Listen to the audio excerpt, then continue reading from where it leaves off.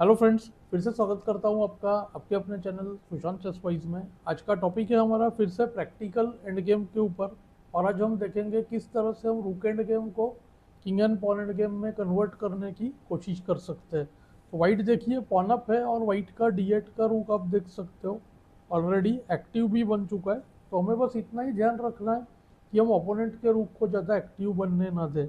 यहाँ पे व्हाइट के पास दो अच्छे मूव्स है एक्चुअली। गेम में ब्लैक ने RE8 खेला वाइट ने, लेकिन यहाँ पर रूक D5 शायद थोड़ा अच्छा था। इससे क्या होता है, रूक E7, KF2, KF6 को KE3। इससे हम क्या होगा कि E5 पॉइंट पर प्रेशर बनाकर रखेंगे।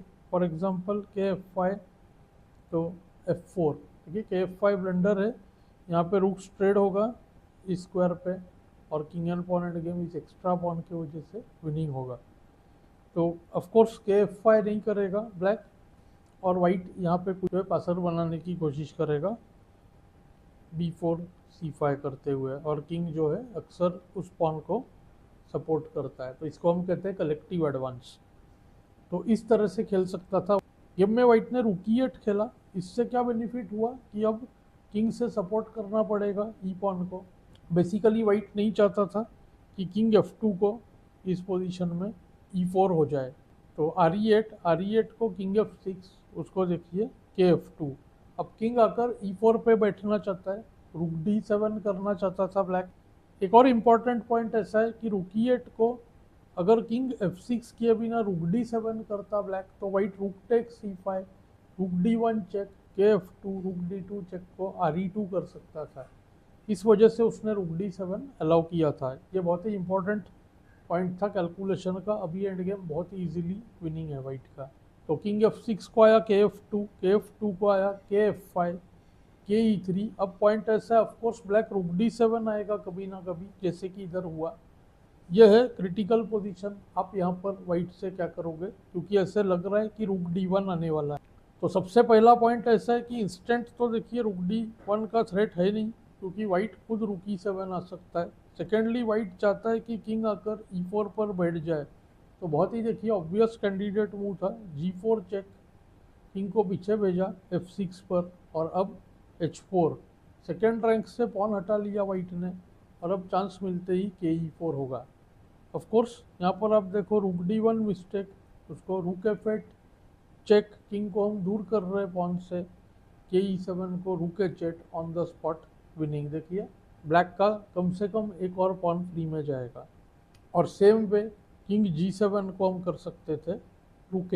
तो ब्लैक ने गेम में खेला RC7 को रूक D8 ओपन फाइल ले लिया, किंग E7 रूक पर अटैक, रूक D5। अब E5 का पॉइंट टोटली वीक हो चुका है। मेरे ख्याल से KE7 ब्लंडर था, तो KE6, KE4 और E5 पॉइंट बचाने का अब एक ही तरीका है, रूक C5। जैसे कि अक्सर होता है एक्टिव रूक वाले गेम्स में, जो पैसिव रूक है उसको एक्सचेंज करना ही पड़ता है, नहीं तो एक्टिव रूक का पावर और भी बढ़ जाता है। तो अब यहाँ पे रुक इन टू C5, BC5, ये सेकेंड पर्पस होता है। जैसे ही पॉन अप एंड गेम्स हो, हमें कोशिश करना चाहिए king and pawn end game लाए। ब्लैक ने सोचा कि C5 पॉन से अच्छे तरह से B4 पर बाइंड बनेगा, तो ये कन्वर्ट करना थोड़ा हार्ड होगा। पर यहाँ पे देखिए वाइट के पास एक बहुत ही सिंपल प्लान है, जिस वजह से मैंने इस एंड गेम को पर्पजली लिया है। देखिए वाइट ने खेला A3, B4 का थ्रेट है, A5, क्वीन साइड पे ब्लैक को कमिट कराया, और अब देखिए किंग साइड को हम फिक्स करेंगे। तो गुड मूव F4। यहाँ पर G5 भी काफ़ी अच्छा है।